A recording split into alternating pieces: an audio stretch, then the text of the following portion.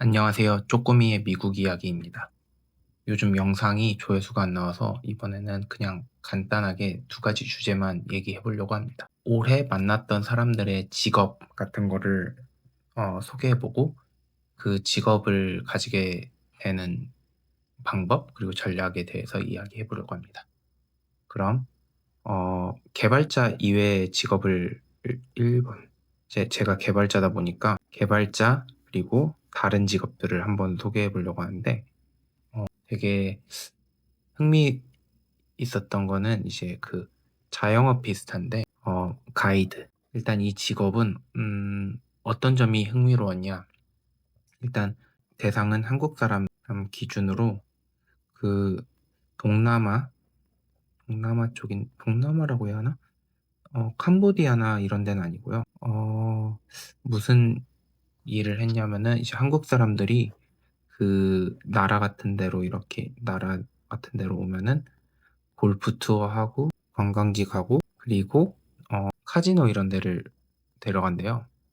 근데 이제 사람마다 카지노 안 가는 사람들도 있으니까 골프나 관광지 그다음에 뭐 레스토랑 이런 데 내려주고 픽업하고 그다음에 이제 카지노 원하는 사람들은 카지노 데려다 주고 여기서 흥미로웠던 점은 이거였어요. 그 사람이 500만 원 뭐 그 게임을 한다 그러면은 그 카지노에선 레이크 백 그런 게 있는데 이거는 두 가지가 있는데 일단 레이크라는 게 이제 포커 테이블에서 사람들이 게임을 이렇게 하잖아요. 그러면은 여기서 딜러는 카지노 소속으로 어 칩 같은 거에 팟이 모이잖아요, 한 게임에. 예를 들어 이 사람이 10불, 10불 해서 100불이 모였으면은 여기서 5% 그리고 맥스 5불 어떤 데는 막 맥스 테이블마다 다른데 맥스 20불 이렇게 해서 한 팟에서 일정 수익금을 가져가는 게 레이크라고 하는데 그러면은 이게 카지노의 주 수입이 되겠죠, 포커 테이블에선. 그래서 포커 테이블 같은 경우는 카지노에서 돌리면 돌릴수록 어 일정 비율을 가져가기 때문에 좋아요. 이런 게임은 근데 사람들이 서로 돈을 가져가는 그런 게임이고 이제 바카라나 블랙잭 이런 게임은 딜러가 있고 플레이어가 돈을 따면은 카지노가 돈을 잃고 플레이어가 돈을 잃으면 카지노가 돈을 따요. 그래서 그런 하우스랑 싸우는 게임인데 하우스에게 유리하게 모든 게임이 설정이 돼 있겠죠. 그래서 이런 가이드 같은 분이 고객을 카지노에 앉히면은 뭐 꼬실 필요도 없어요. 어차피 이 사람들은 카지노를 하려고 관광 온 사람들이기 때문에. 그래서 카지노에서 이 가이드에게 어느 정도 일정 금액을 주는데 이 가이드가 500만 원인 사람을 카지노에 데려가서 뭐 몇 시간을 이렇게 하면은 100만 원 정도 받는다고 그러더라고요. 그래서 100만 원인데 이 사람이 게임을 오래 한다. 예를 들어서 5시간, 6시간 한다. 그러면은 100만 원이 300 뭐 더 이렇게 갈 수가 있다. 그래서 돈 버는 사람들은 따로 있다. 그러고 나서 세 번째 직업. 이거는 배달하시는 분. 배달하시는 분인데 보통 이제 배달의 민족 이런 거 생각했었는데 그냥 오토바이 하나 있고 여기에다가 짐 싣고 그다음에 핸드폰으로 그 오더 들어오면은 그걸 잡아서 거기까지 가서 픽업하고 배달해 주면은 수수료가 나온대요. 그런데 이것도 자기 머리로 동선을 잘 짜고 효율적으로 하면은 예를 들어서 1시간에 세 에서 3에서 5건을 할 수 있다. 그런데 동선을 잘 짜서 어 5건에서 뭐 10건을 한다. 그러면은 시간당 수입이 되게 올라가고 또 비 오는 날 그리고 되게 춥거나 뭐 연말 이럴 때는 이 배달 건수의 페이가 또 올라간다고 그러더라고요. 물론 근데 저는 이게 안 좋았던 게 되게 위험해 보이는 직업이라서 이게 오토바이 운전하는 것도 위험하지만 이제 보통 사건 사고 나는 거 보면은 차가 여기 운전하시는 분들을 치이고 그래 가지고 안 좋게 되는 경우도 많이 들어서 그런 직업이 있었다. 그러면 네 번째는 이분은 개발자 플러스 자영업자인데 회사를 플리무트로 다니고 있고요. 그러면 플리무트면은 출근 안 해도 되니까 미팅 없는 시간에 영업을 다녀요.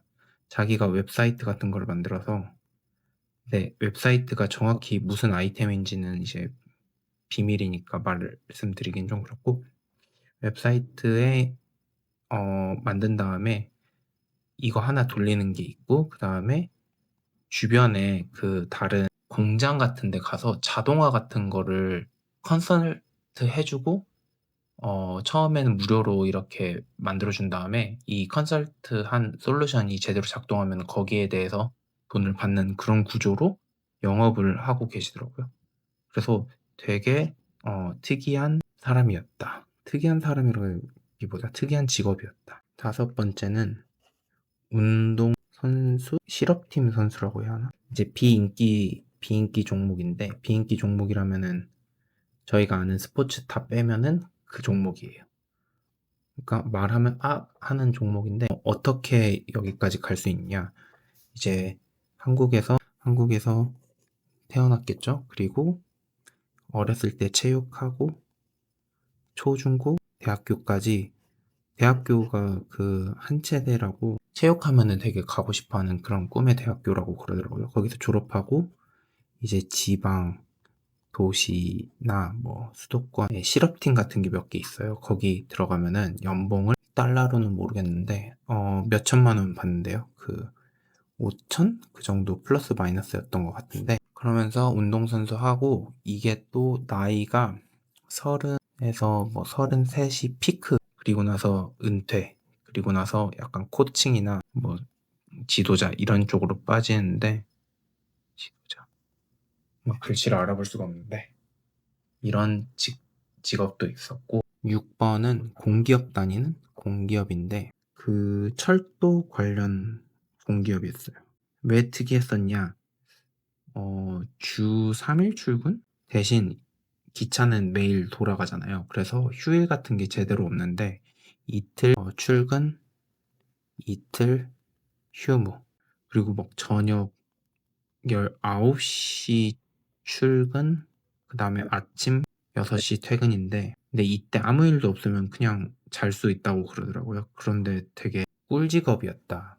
왜냐면 5일 출근, 이틀 휴일이 아니라 이틀 이런 식으로 가기 때문에 꽤나 그리고 안정적인 공기업 특징이죠. 안정적인 거.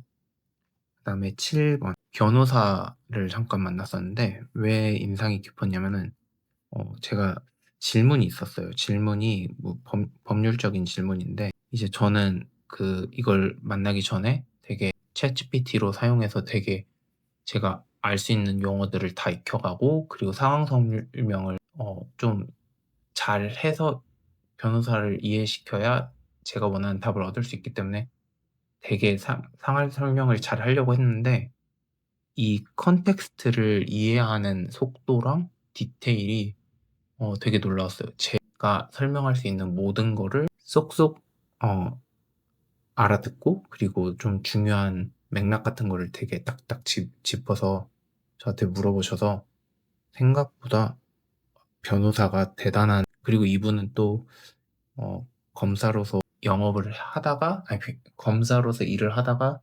퇴직했는데 또 알게 된 건데 그 퇴직한 지역에선 활동을 못해서 타 지역 가서 변호사를 개업하신 분이더라고요. 그런 점이 조금 특이해. 이제 그 다음 주제로 빨리 넘어가서 이걸 그린 이유가 카메라가 초점을 못 잡아서 그랬는데 전략.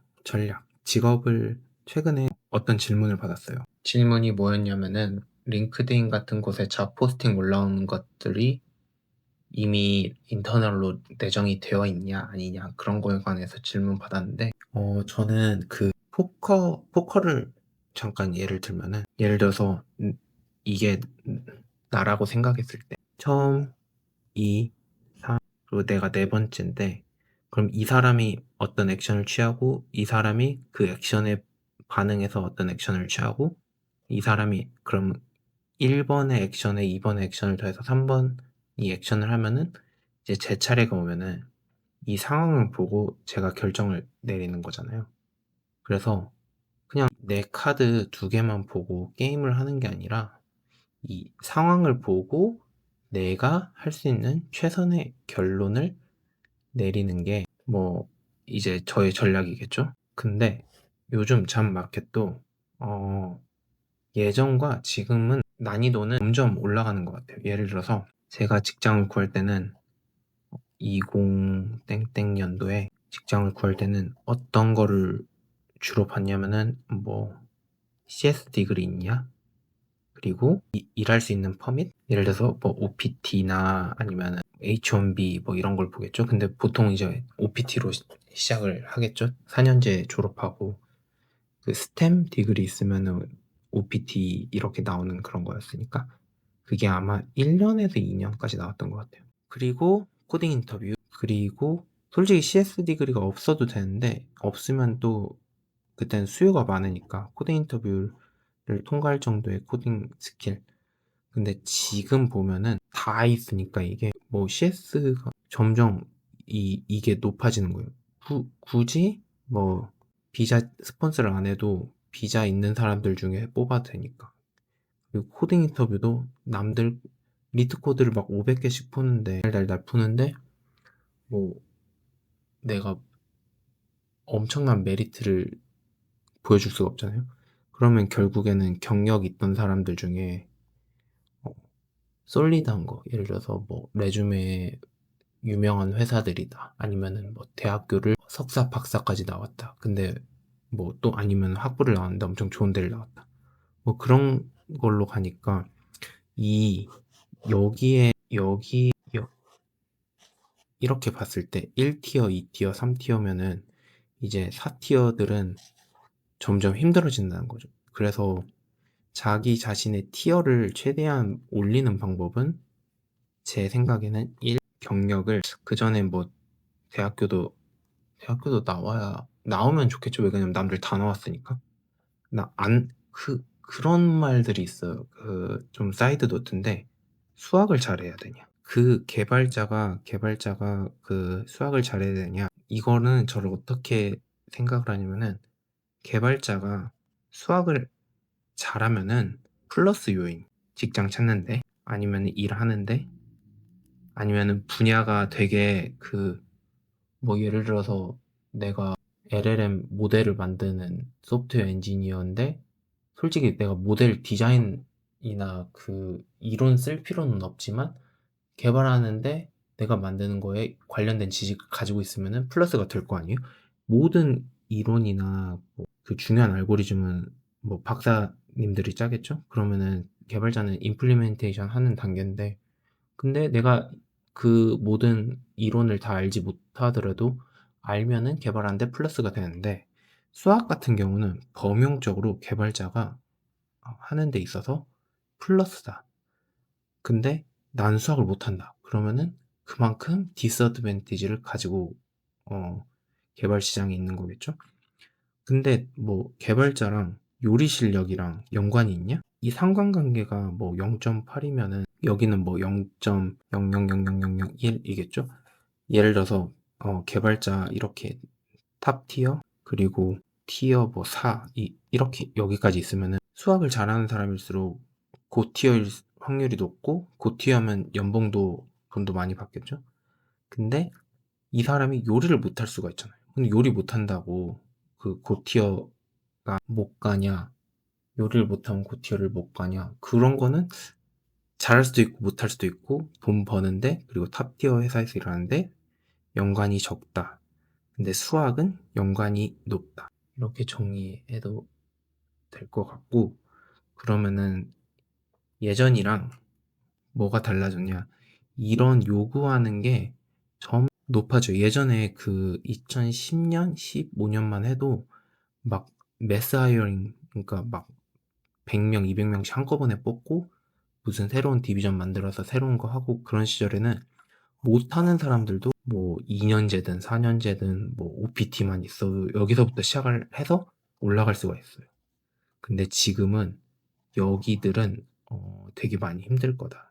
그럼 여기에 있으려면은 이미 LLM 시작하기 전에 4로 시작해서 어떻게든 3으로 가는 방법은 경력을 조금 쌓거나 아니면 한 회사에서 오래 일을 해 가지고 그 도메인 놀리지가 좀 있거나 그런 식으로 해서 3으로 가면은 지금까지는 괜찮다. 근데 점점 3도 아슬아슬해진다.